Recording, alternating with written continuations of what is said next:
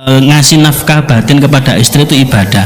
Nah, kemudian mendengarkan murotal kaset itu juga ibadah. Kalau saya memberikan nafkah batin sambil mendengarkan murotal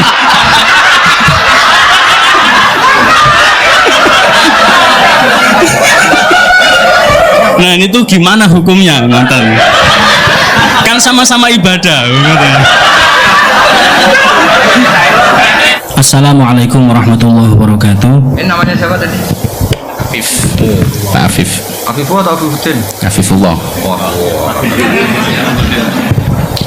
Nggih. Mohon izin Kiai mau bertanya. Awalnya banyak pertanyaan tapi takut dianggap korupsi jadi satu lawan, insyaallah. Jelas korupsi itu mau. Karena Universitas Islam Malang itu ada Islamnya, maka biasanya ngomongnya sama rektor. ada banyak sekali kajian-kajian fikih di dalamnya, dan dalam kajian fikih kami itu ada kajian fikih as'ilah farudiyah. Jadi segala macam persoalan yang diawali dengan huruf lau, andai gini gitu. Teringat tadi ada kisahnya Handolah, kemudian ada yang ini jima dan lain sebagainya. Ada satu soal farodi yang mungkin kami butuh pencerahan dari Bapak Kiai. Untuk pengkhayalan kamu. Mboten. Jadi Kanjeng Nabi niku dawuh wa fi bud'i ahadikum shadaqah. Jadi kalau mau sedekah itu enggak harus pakai uang, bahkan memberi nafkah batin kepada istri itu juga termasuk ibadah sedekah, mantan. Artinya mau ya. Oke. Nah, ada soal farodhi niku ngenten. Itu kan ngasih nafkah batin ke istri kan ibadah. Kemudian mendengarkan rekaman. Kalau istrinya nolak berarti nolak ibadah ya maksudnya. Mboten. Kalau farodhinya ngenten Yai. Ngasih ibadah, ngasih nafkah batin kepada istri itu ibadah. Nah, kemudian mendengarkan murotal kaset itu juga ibadah. Kalau saya memberikan nafkah batin sambil mendengarkan murotal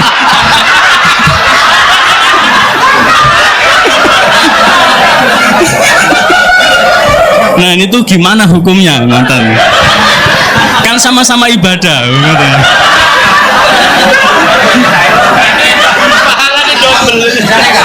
Turun sampun.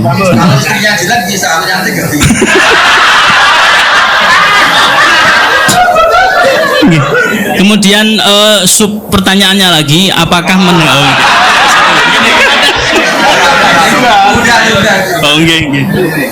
jadi murotal tadi apakah wajib kita mendengarkannya, karena rekaman ini. Baik, yang terakhir, perkenalkan nama saya Afifuddin dari Fakultas Ilmu Administrasi. Namanya siapa? Afifuddin. Beda dengan ini, Afifullah. Itu Afifullah. Kali ini muannas yang saya muzakkar. Baik, saya tidak keluar dari konteks dan saya tidak korupsi. Saya hanya satu ucapan saya di dalam hadis Sahih Muslim, al mukminu al qawiyyu khairun wa habu ilallah minal mu'min wa adh-dhaifi. Yang jadi pertanyaan saya adalah bagaimana apabila ada orang kuat punya kemampuan tetapi lebih memilih uzlah seperti yang dilaksanakan oleh Imam Ghazali ketika menjadi rektor di kampus An-Nizamiyah. Kemudian beliau menemukan segala sesuatu yang mengatakan bahwa saya harus lebih uzlah daripada jadi rektor. Saya keluar saja, saya uzlah saja di masjid sampai akhirnya bisa menghasilkan karya yang monumental yaitu Ihya Ulumuddin. Jadi mohon arahan dari Gus Pak lebih arahan ke rektor disuruh ngomong saya jelek. Maksudnya ini uzlah, kamu yang rektor.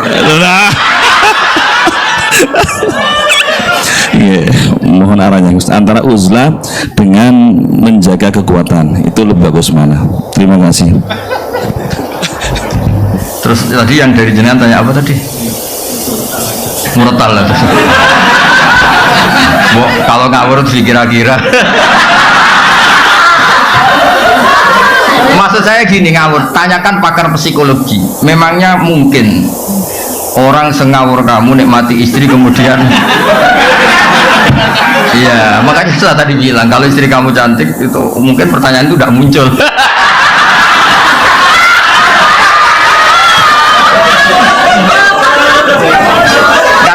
karena sambil kecewa makanya sambil bisa mendengarkan. Ya kan, karena sambil kecewa makanya sambil bisa mendengarkan. Tapi kalau all out nggak bisa ya. Ya makanya pertanyaan tadi itu kadang-kadang ngawur itu ya penting. Jadi itu kan sebetulnya hadis itu bukan untuk tadi untuk fardiyah tadi untuk pengandian itu. Bukan untuk pengandian. Nabi itu ingin semua kebaikan sebenarnya mudah, keseharian kamu itu sudah ibadah. Termasuk ngumpulin apa? Istri. Nah itu Nabi itu hanya ingin cerita tentang betapa mudahnya masuk surga. Makanya saya itu termasuk kiai yang menyetujui itu. Masuk surga itu gampang. Saya sering bilang ke jamaah saya, surga itu kan kamu sudah dikasih kuncinya, miftahul jannah la ilaha illallah. Neraka kamu tidak punya kuncinya kok bisa masuk? Harusnya orang itu nggak bisa masuk neraka karena nggak megang apa? Kuncinya. Kita ini kan hanya pegang kunci surga. Tapi ada orang kiai yang bantah, Gus, mungkin neraka tanpa pintu. Jadi blank-blank saja. Terus saya bilang, tapi saya tidak tahu alamat neraka, saya tidak tahu. Yang saya tahu alamat surga. Makanya saya sampai sana. Kalau kamu mungkin tahunya alamat neraka, makanya kamu sampai sana.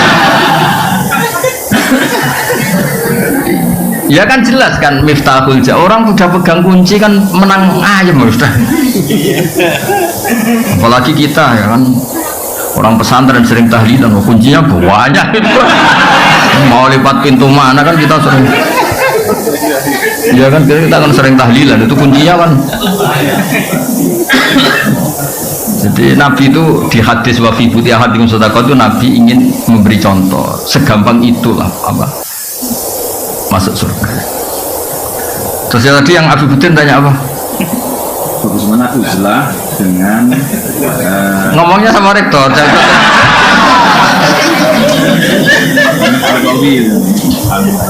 Saya termasuk yang sudah uzlah, tapi tadi karena tetap punya kesadaran kitmanul ilmi itu dosa dan tabligh itu wajib, makanya tak ganti. Saya ngaji Rebu itu ya kayak saya nemuin jenengan. Saya sering cerita ke anak-anak saya uzlah itu enggak kena hisab Allah, karena praktiknya saya kalau urusan ilmu itu saya nerima tamu tapi hanya urusan ilmu. Kalau tamu-tamu apalagi adat NU itu kadang kan kacau itu. Maksudnya kacau gini, kiainya itu istrinya satu, kadang tanya, Gus doain saya istri 4 tuh rukun semua. Aduh. Terus ada kiainya tuh karuan miskin, nggak punya pom. Saya sering punya tamu, Gus saya ini punya pom 2, doain laku semua. Itu kan bikin kiainya ngentos, kiainya aja nggak punya pom. Saya itu termasuk kenapa gak terima tamu itu dosanya tamu-tamu yang ngawur-ngawur itu maksudnya. Saya sebetulnya termasuk kiai yang mapan ya, tapi mewakili kiai yang tidak mapan. Itu sering kiai kampung komplain saya, Gus bener jenengan Gus, kadang kita mau izin kurang ajar terus seperti aku marah. Iso kok ndongakno pom, wong aku tuku bensin utang. Jadi kadang-kadang kiai desa mau gue jimat toh, disangoni 1.000, itu ngakno toko polaris gini. Itu kan pamer halus loh, sebetulnya itu pamer halus. Jadi uzlah itu ya ada sebabnya, dipicu tadi kemarahan-kemarahan sama tamu-tamu itu. Loh, tamu kok sopan tuh gimana? Tema yang nentukan dia. Kita yang punya rumah mungkin kan punya masalah keluarga, tapi tamu itu kan yang menentukan tema. Ini saya mau nikah lagi, doain 2 istri saya rukun. Mungkin ini kan juga ngenes. Kadang istri satu saja mendekati cerai, kok ada orang. Oh iya kan ngawur betul itu tamunya itu. Jadi sampean kan gak ada rasanya jadi kiai itu kalau tamu itu macam-macam. Saya kan termasuk kiai yang nggak pati tertarik kaji berkali-kali. Saya pernah haji. Itu kadang ada tamu travel tuh. Saya doain setiap tahun bisa haji. Padahal saya tidak termasuk yang berpendapat itu penting. Tapi dia memaksakan untuk didoain tiap tahun bisa haji. Nah ngawurnya lagi kadang dia salam template di depan. Kalau nggak bilang iya kan sungkan. Makanya saya kan termasuk kiai mapan. Saya bilang ini kalau kamu udah ikhlas, temanya apa dulu? Uang pegang dulu kan. Aku saya bilang, saya ini kiai mapan loh, udah mati butuh kata. Mikir dia, kalau ngadepin saya mikir.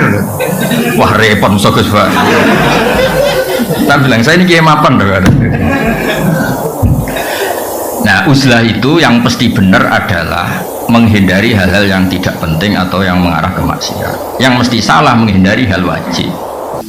Maka cerita yang Imam Ghazali keluar dari Nizami itu belum Anda teruskan. Sebenarnya Imam Ghazali setelah uzlah dan beliau menulis Ihya itu digojlok sama guru-gurunya yang wali-wali itu. Beliau mengalami kasyaf, digojlok gini.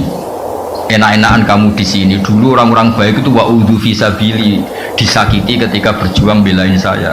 Nabi ditanya orang-orang Bedui, kadang menyakitkan pertanyaannya apa. Kalau kamu di sini enggak mengalami wa'udhu fisabili, makanya terus beliau kembali, tapi tidak jadi rektor, terus bikin madrasah dua, yang depan madrasah fikih, yang belakang madrasah tasawuf, khonikoh namanya. Jadi akhirnya beliau kembali, tapi enggak jadi apa? Rektor, tapi tetap apa? Ngajar. Jadi kalau ke depan tuh ngajar apa? Oke, kalau belakang ngajar torikoh kalau di Indonesia. Jadi nak neguri istighosa, nak ngarep hada halal, hada haram. Jadi saya juga melakukan itu. Saya ini sudah uzlah, tapi kalau ada ngaji satu ngaji. Satu kalau ngaji Jalalain itu setengah 12 sampai setengah 4 biasa saja, berjam-jam. Karena ngafaroi saya sudah tidak bisa nerima tamu. Tapi saya pastikan asal usul pemicunya itu tamu-tamu tadi yang saya sebut itu. Saya tidak pernah berdoa mereka dimaafkan Allah, sudah gak apa-apa, dimaafin apa enggak gak penting, tapi saya yakin Allah itu memaafkan itu, sudah gak usah didoain tapi nanti Allah maafkan. Karena kelirunya juga keliru-keliru yang lucu aja. Saya pernah marahin tamu sampai sekarang ingat, dan marah saya pasti didengar Allah meskipun saya ada perempuan. Gak yang bisa tidak. Ada tamu, anaknya tuh ganteng resik. Ini penting, kata ganteng juga penting karena ini kasusnya dia itu gak punya apa-apa. Dia ganteng resik, tanya. Kebetulan pas surup, orang Jawa kan sandiolo, surup itu kan sandiolo. Surup-surup saya itu masih open house pas itu, masih nerima tamu. Terus saya dari daerah ini gini-gini. Kebetulan orang Pati yang sekarang baru rame itu, kebetulan dia orang. Tapi ya kebetulan aja. Terus gimana hukumnya lelaki yang marah sama istrinya terus bilang kamu itu tidak istri saya? Saya pertama masih datar, sekitar tahun 2006 lalu kan, masih terbuka. Bapak baru wafat, saya ngiyai kan baru 2005, ngiyai beneran resmi itu. Bapak wafat 2005, terus belum wafat beliau ke Jogja minta saya pulang. Jadi bapak saya itu meninggalnya tertib sekali. 1 bulan sebelum meninggal tuh kayak sudah kroso. Terus mulai hak genteni aku ada. Alhasil terus gimana hukumnya suami yang bilang istrinya kamu tidak istri saya ketika marah karena ketika marah. Saya masih datar Pak Rektor. Kamu kenal orangnya, kenal Gus. Coba telepon, saya mau tanya. Enggak usah Gus. Udah saya mau tanya, enggak usah Gus. Mulai ada tuh. Wah saya marah terus. Wah saya mau tanya kok kenapa kamu enggak usah? Betul penting, Gus penting jenengan jawab. Kamu udah kurang ajar betul ini. Oh saya tambah marah. Tapi kan saya marah tetap Islami. Saya kan kiai beneran bukan. Terus saya mulai marah gini. Ngomong seperti itu kalau di bab tolak itu namanya kinayatut tolak. Kalau kinayah itu butuh niat, maka saya konfirmasi ke orangnya niatnya itu cerai apa enggak. Karena kalimat itu kalimat apa? Kinayah itu butuh niat, makanya mau saya tanyakan orangnya. Ternyata apa dia bilang? Niku kulo. Terus dia cerita, saya ini santri ganteng bro, entuk neng. Jadi saya itu getun ngomong gitu, karena saya jadi Gus ya karena dapat dia. Jadi dia bilang saya ini santri ganteng terus dapat nengnya. Kalau cerai betul Gus, nasib saya selesai. Ya jenis Gus naturalisasi tadi. Akhirnya saya tuh kan tadi saya bilang kan saya ini itu terbaik, tak tunjukkan takbir di I'anah termasuk kinayatut tolak itu lasti bizaujati. Ada orang ngomong lasti bisa kamu itu tidak istri saya, karena bisa saja niatnya itu lam tu amilni muamalataz zauja, kamu tidak memperlakukan saya sebagaimana istri. Jadi tidak sampai kotu ala kotin deka. Ya seperti terus di I'anah dicontohkan kama qala rajulu libnihi lasta bibni. Ada orang lelaki marah, kowe ora anakku, maksudnya anakku, wong kok mangkel wong tua. Tapi kan dia juga gak ingin kalau anaknya kabur kan. Ketika kamu bilang kamu tidak istri saya itu ingin kamu apa? Ya ben ngergani kula kok ora kok sampai apa? Cerai. Ya berarti tidak cerai itu masih kinayah. Itu jubalin nek kelakuan ngene kok. Ngel-ngelo wong ngandani wong ora oleh nelpon bener. Ngapunten buahmu.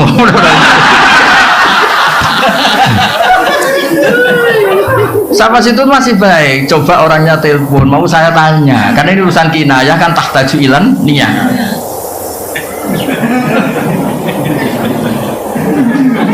Dia boten usah Gus, dia malah menggurui saya. Ndak usah Gus. Loh, ndak usah gimana? Ndak usah Gus. Saya akhirnya nerangkan lafadz itu kinayah. Jadi saya butuh konfirmasi niatnya gimana. Lagi dia ngaku niku kula. Andai kan sudah peristiwa rame ini di TV, dasar wong pati gitu. Untung belum rame yang sekarang itu. Wah, akhirnya ya terus ada adzan maghrib, udah pulang takok wae suruh ribet teman. Jadi maksud saya tadi ya, saya mohon yang di Sunisma yang nekuni fikih itu kalau perlu gajinya dinaikkan Pak Rektor yang nekuni. Karena sudah pakai nama I itu apa? Ya kan sudah pakai nama apa?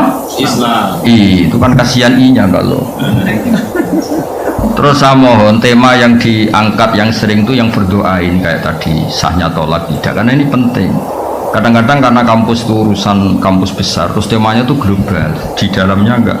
Kadang-kadang kan ya tadi gimana fenomena Wahabi, Salafi, Syiah itu berapa kelompoknya. Dia ngerti Syiah itu organnya gini-gini, terus Wahabi gini. Di kampungnya dia agak siapa tahlil RT aja agak laku dia. Itu akhirnya dia tidak punya kemampuan dakwah, sebenarnya tidak bilisani kaum ini. Makanya saya di mana-mana tetap berpakaian gini supaya menunjukkan bahwa Nabi dulu itu ngakui pakaian-pakaian setempat. Dulu sahabat yang dari Habsyi, ya dari kayak Bilal itu kan dari Habasyah, tetap gaya apa? Bahasa yang apa? Makanya wa ma arsalna mir rasulin illa bilisani apa? Kaum. Sehingga kadang-kadang Nabi itu pakai bahasa yang ke Jawa itu tidak siap. Misalnya Nabi kalau ngandani orang nyun sewu kadang bilang wailak waihak, di bahasa Arab itu biasa. Tapi ke Jawa nak mana ini kan bingung. Nabi itu orangnya sopan kok bilang wailak waihak. Itu kultur. Kultur itu gak bisa diterjemahkan itu sopan apa gak sopan kultur. Kayak orang Jawa Timur kalau orang Jogja bilang saya itu gak siap. Itu Gus ketemu orang Jawa Timur. Masa ketemu kanjeng loh, kon jauh urip toh. Itu tuh Pak, kalau bayangkan kalau ada tuh orang Jogja kan aneh betul bahasa itu. Saya tuh kan lama kerja di Jogja. Saya punya teman di kantor tuh rata-rata orang Jogja, ada orang Jawa Timur. Wah, itu mesti gak sambung. Loh bojomu cek iki rong ijol loh. Itu di Jawa Timur gak tersinggung ya? Iya, biasa kan ya. Dia pertombokan iya. Ya di Arab ya sama kira-kira bayangkan gitu. Wailak waihak itu gak perlu diartikan sopan tidak sopan. Loh Nabi itu pernah ya bilang gini, bukankah orang masuk neraka itu karena lisannya? Itu orang Arab protes. Masa Nabi karena omongan saja kok masuk apa? Zaman itu awal-awal Islam. Nabi ngendikan apa? Sakilat ka umuk. Cek siale mbok muda anak kowe ora pahaman. Jelas di semua itu kalimatnya Nabi sakilat ka umuk. Cek siale mbok muda anak kowe gak pahaman. Tapi tadi yang kultur itu kata ulama-ulama nggak usah dianalisis nih sopan apa tidak sopan, karena kultur tertentu begitu. Apa mana jenis wong belah orang-orang laut itu kadang misal itu kayak salam kan ya. Oh, kalau orang Jawa Timur paham sekali kan ya. Ini kan pura-pura khusyuk semua ya kan biasa kan. Betul, apalagi Surabaya. Loh kadang iya mau sok misal kancane kayak salam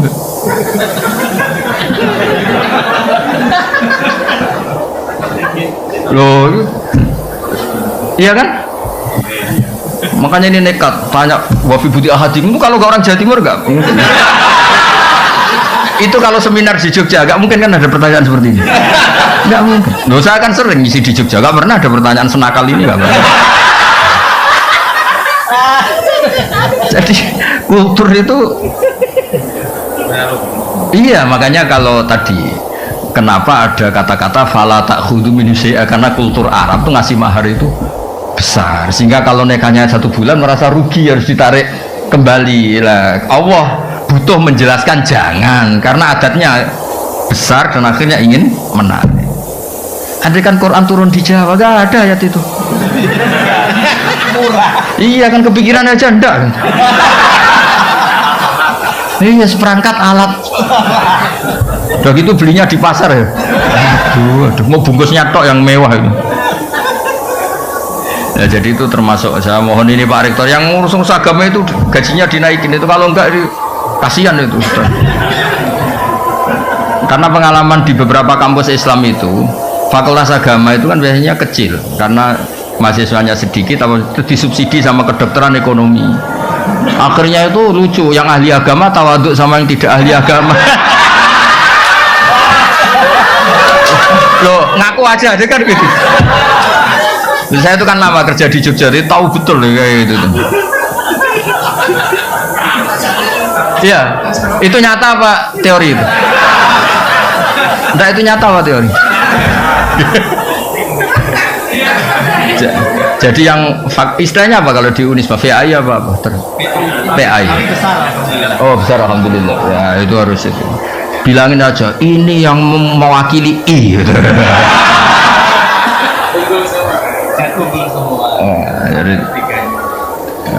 Jadi harus serius itu sangat. Ya, ngoten mugi-mugi barokah. Assalamualaikum warahmatullahi wabarakatuh.